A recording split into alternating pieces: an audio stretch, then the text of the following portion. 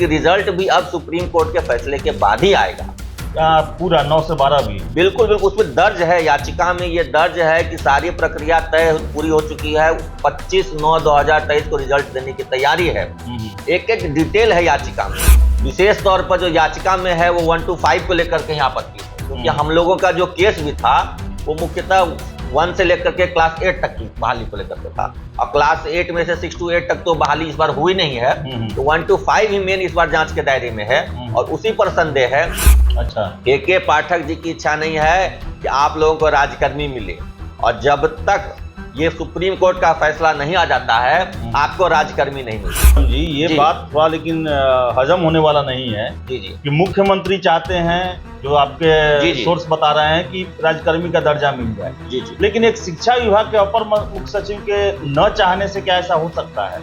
देखिए, जब तक वो हैं तब तक तो बिल्कुल हो सकता है। सभी शिक्षकों के मन में और हम लोगों के मन में विशेष संदेह है कि अगर सिर्फ डीएलएड वर्सेस बीएड की बात थी, अगर सिर्फ डीएलएड वर्सेस बीएड की लड़ाई थी, तो 4 जुलाई के जजमेंट को क्यों सरकार होगी? भली भांति वाकिफ हैं कि बीपीएससी और शिक्षा विभाग के बीच में आपसी अनबन चल रही थी, इसको लेकर के पत्राचार भी हुआ था। खुले तौर पर जो डॉक्यूमेंट वेरिफिकेशन बीपीएससी करा रही थी उसके औचित्य पर, उसकी वैधानिकता पर सवाल खड़े किए गए। जब तक फैसला नहीं आएगा तो उस नियमावली के अंदर कोई भी बहाली जो हुई है उसका भी रिजल्ट नहीं जारी किया जाएगा। इसी उद्देश्य से बीपीएससी को पार्टी बनाया गया, एग्जामिनेशन कंट्रोलर को पार्टी बनाया गया है कि चूंकि मामला सब जुडाइस है सुप्रीम कोर्ट में, तो आप फैसला यानी रिजल्ट नहीं दे सकते, और यही हुआ भी। कार देखिए, बीएड के पक्ष में गई है तो स्वाभाविक है कि डीएलएड के पक्षकार अपनी बात रखेंगे, और सुप्रीम कोर्ट उनको टाइम भी देगी कि डीएलएड वर्सेस बीएड मैटर पर हम कुछ नहीं बोलेंगे, लेकिन राज्यकर्मी पर बहस होगी, तब तो हम जोरदार बहस करेंगे। तो 9 तारीख को पहले देखना होगा कि अब क्या होता है। नमस्कार, आप देख रहे हैं द बिहार टॉप, मैं हूं आदेशपुरी। 9 अक्टूबर को यानी कि परसों संभावित है कि सुप्रीम कोर्ट में बिहार सरकार के द्वारा जो एसएलपी शिक्षक बहाली से संबंधित दायर किया गया है उसकी सुनवाई हो।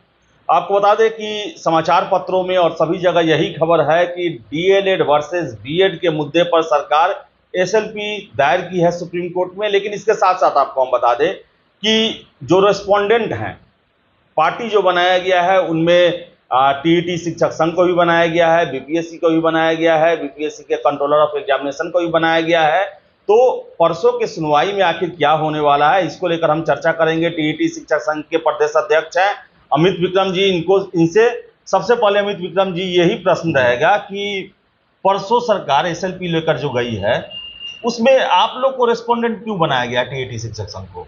देखिए, रेस्पोंडेंट हम लोगों को बनाया गया है, यही सबसे बड़े आश्चर्य की बात थी, क्योंकि सरकार जो बार बार कह रही है कि डीएलएड वर्सेस बीएड का मैटर है, तो हमने अपनी याचिका में एसएलपी की जो कॉपी है उसमें हमारी याचिका का पूरा कॉपी संलग्न है, पेज नंबर 188 से।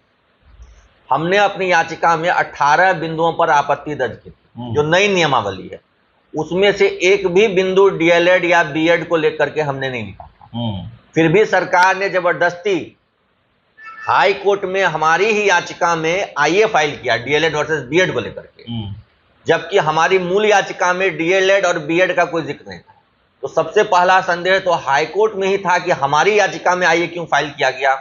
शायद हमने एसोसिएशन के नाम से दर्ज किया है केस, और सभी शिक्षकों के प्रतिनिधि के तौर पर केस दर्ज किया, इसलिए उसको ले गए वो आईए में उसको।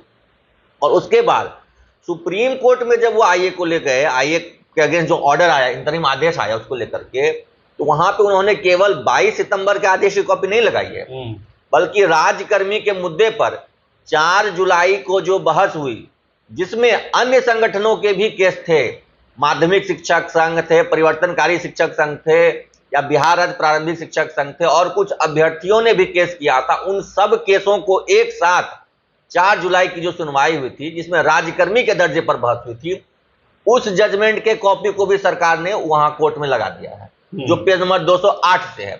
एसएलपी की पूरी कॉपी जो है उसमें पेज नंबर 208 से 4 जुलाई के न्यायाधीश को भी उसमें अटैग कर दिया गया।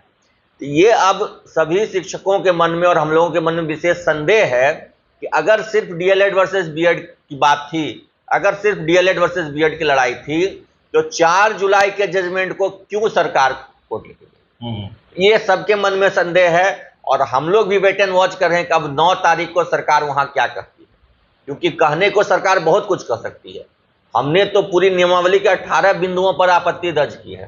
तो क्या सभी बिंदुओं पर सरकार बहस करेगी? क्योंकि उसमें बहुत सारे बिंदु शिक्षकों से जुड़े बिंदु हैं, जैसे कि वर्तमान नियमावली में प्रमोशन का प्रावधान नहीं। तो हमने उसमें मांग की थी कि प्राइमरी से मतलब बेसिक ग्रेड से ग्रेजुएट ग्रेड और ग्रेजुएट ग्रेड से हेडमास्टर ग्रेड में जो प्रमोशन का प्रावधान था वो नई नियमावली में खत्म है, उसको पुनर्जीवित किया जाए। तो क्या उस पर भी सरकार बहस करेगी? हमने वरीयता की मांग की थी, क्या सरकार उस पर भी बहस करेगी?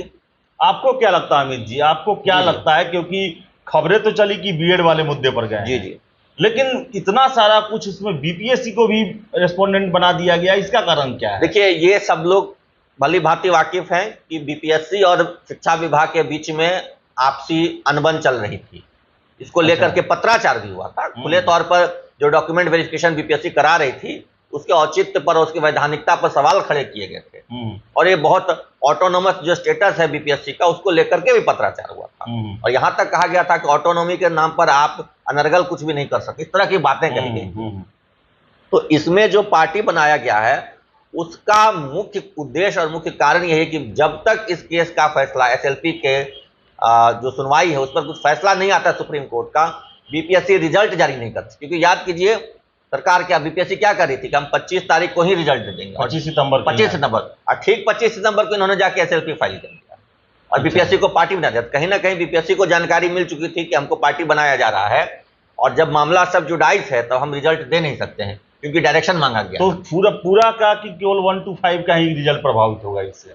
देखिए, विशेष तौर पर जो याचिका में है वो 1 to 5 को लेकर के आपत्ति है, क्योंकि हम लोगों का जो केस भी था वो मुख्यतः 1 से लेकर के क्लास 8 तक की बहाली को लेकर के था, और क्लास 8 में से 6 to 8 तक तो बहाली इस बार हुई नहीं है। तो 1 to 5 ही मेन इस बार जांच के दायरे में है और उसी पर संदेह है। लेकिन हो सकता है चूंकि पूरी नियमावली पर ही, क्योंकि नियमावली इस बार अलग अलग नहीं बनी है, एक साथ बनी है कक्षा 1 से लेकर के 12 तक, और पूरी नियमावली पर बहस हो रही है। इसलिए बहुत हद तक संभावना है कि जब तक फैसला नहीं आएगा तो उस नियमावली के अंदर कोई भी बहाली जो हुई है उसका भी रिजल्ट नहीं जारी किया जाएगा। इसी उद्देश्य से बीपीएससी को पार्टी बनाया गया, एग्जामिनेशन कंट्रोलर को पार्टी बनाया गया है कि क्योंकि मामला सब जुडाइस है सुप्रीम कोर्ट में, तो आप फैसला यानी रिजल्ट नहीं दे सकते। और यही हुआ भी।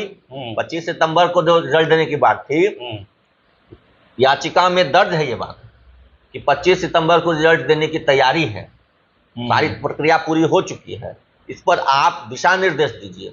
यानी कि रिजल्ट भी अब सुप्रीम कोर्ट के फैसले के बाद ही आएगा, पूरा 9 से 12 भी। बिल्कुल बिल्कुल, उसमें दर्ज है, याचिका में ये दर्ज है कि सारी प्रक्रिया तय पूरी हो चुकी है, 25/9/2023 को रिजल्ट देने की तैयारी है।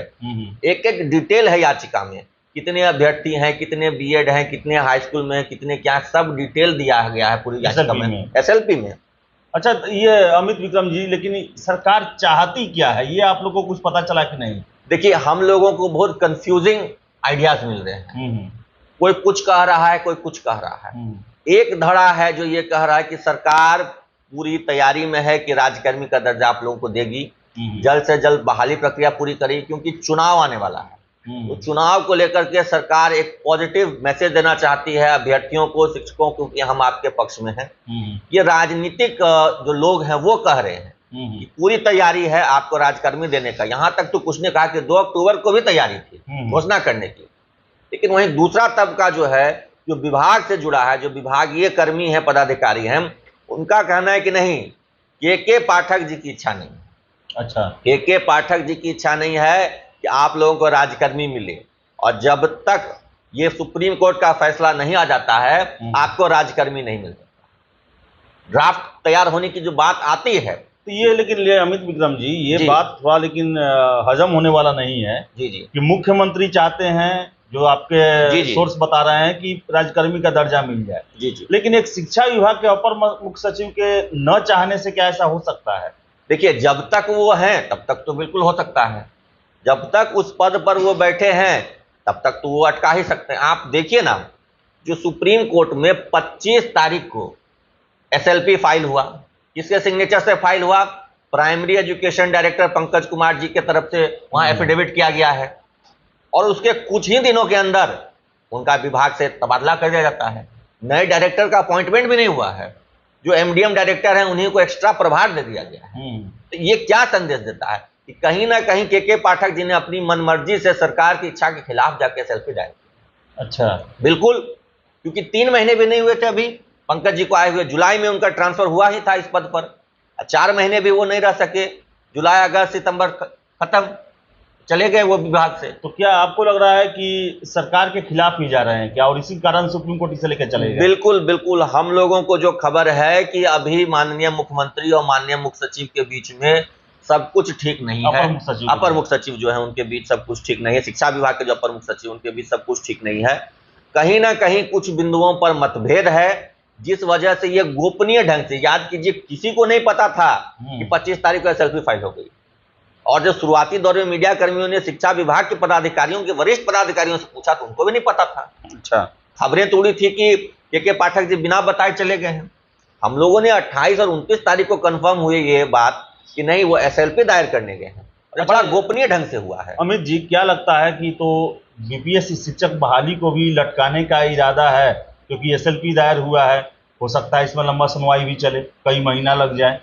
देखिए, बिल्कुल संभावना है। देखिए, संभावना तो है क्योंकि अभी डीएलएड के जो ग्रुप है और जो बीएड का ग्रुप है, दोनों ने आईए फाइल कर दिया हमारे केस में। हम तो मुख्य प्रतिवादी हैं, लेकिन हमारे साथ साथ आईए फाइल कर दिया है डीएलएड वालों ने भी और बीएड वालों ने भी।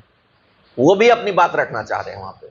अच्छा, और जब अपनी बात रखेंगे तो ये बहुत हद तक संभव है कि 9 तारीख को अंतिम फैसला नहीं आए, एक आध डेट और आए। हमारे संघ ने तो क्लियर स्टैंड लिया है कि यदि डीएलएड वर्सेस बीएड मैटर पर बहस होगी तो हम कुछ नहीं कहेंगे। हमारे वकील तारीख पर जरूर उपस्थित रहेंगे, डेट पर उपस्थित रहेंगे, लेकिन डीएलएड वाले मैटर पे हमारे वकील कुछ नहीं बोलेंगे। लेकिन यदि गलती से भी राजकर्मी को लेकर के कुछ बहस हुई, कुछ चर्चा हुई वहां पर, तो हमारे वकील वहां पर अपनी बात रखने के लिए समय लेंगे और अगले डेट पे हम वरिष्ठ वकील से बहस कराएंगे। लेकिन डीएलएड वर्सेस बीएड मैटर पर भी जब बहस होगी तो दोनों पक्ष तो वहां पहुंचे हुए हैं आईए फाइल करके, तो उस केस में अपनी बात तो रखेंगे, डीएलएड वाले भी रखेंगे, क्योंकि सरकार देखिए बीएड के पक्ष में गई है, तो स्वाभाविक है कि डीएलएड के पक्षकार अपनी बात रखेंगे और सुप्रीम कोर्ट उनको टाइम भी देगी। क्या एक ही बहस में एसएलपी हो जाता है या उसमें लंबा बहस भी चलता है? देखिए, ये कोई नहीं बता सकता, कोर्ट कचहरी की प्रक्रिया है। आपने समान काम समान वेतन देखा था, 1.5 साल केस चला था। अच्छा, ये कितना लंबा चलेगा कोई नहीं कह सकता, हो सकता है। हालांकि देखिए, चूंकि सुप्रीम कोर्ट का पहले से ऑर्डर आया हुआ है कि बीएड 1 to 5 में योग्य नहीं है, हो सकता है पहली डेट में ही इसको क्वैश कर दिया जाए, पहली डेट में सरकार की एसएलपी को खारिज कर दिया जाए, या फिर सभी पक्षों की बात को एक एक करके सुना जाए। और सभी पक्षों की बात को अगर सुना जाने लगा तो कम से कम 3 डेट तो हो ही जाएगा। एक दिन सरकार कहेगी, एक दिन डीएलएड के पक्षकार कहेंगे, एक दिन बीएड के जो अभ्यर्थी गए हैं वो कहेंगे, तो लंबा भी खिंच सकता है। सारा कुछ अब कोर्ट के राजकर्मी पर हुआ तो आपके भी वकील करेंगे। राजकर्मी पर बहस हुई तब तो हम लोग भी जाएंगे। हो सकता है हम लोग के पीछे पीछे जो बड़े लोग गए हैं और भी जो संगठन हैं शामिल इसी लड़ाई में, जिनकी याचिका को सरकार ने उसमें अटैचमेंट के तौर पर लगाया है, एनेक्सर P3 में लगा हुआ है सबका याचिका, तो वो भी जाएंगे। लेकिन हाँ, ये देखने वाली बात होगी कि 9 तारीख को बहस किस पर होती है। सिर्फ बीएड डीएलएड पर हुई तो वही 3 पक्षकार रहेंगे, सरकार रहेगी, डीएलएड का ग्रुप रहेगा और बीएड का ग्रुप। हम लोग उसमें कोई इंटरफेयर नहीं करेंगे, हमारा ये संघ का डिसीजन है। हमारे जो भी साथी हाईकोर्ट में केस फाइल किए थे, हम सबने मीटिंग की, ये तय किया है कि डीएलएड वर्सेस बीएड मैटर पर हम कुछ नहीं बोलेंगे, लेकिन राजकर्मी पर बहस होगी तब तो हम जोरदार बहस करेंगे। तो 9 तारीख को पहले देखना होगा कि अब क्या होता है।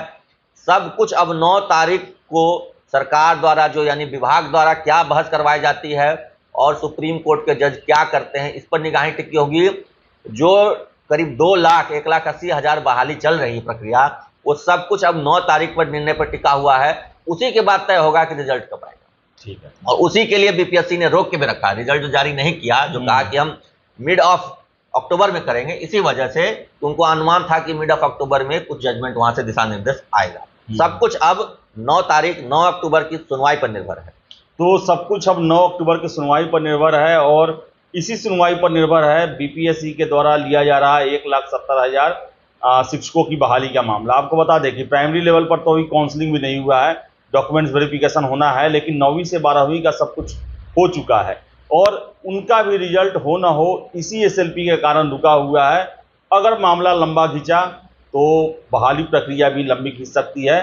देखिए क्या होता है, परसों का इंतजार है। फिलहाल इस वीडियो में इतना ही। वीडियो पसंद आया लाइक शेयर करें, हमारे चैनल द बिहार टॉप को सब्सक्राइब जरूर कर लें। धन्यवाद।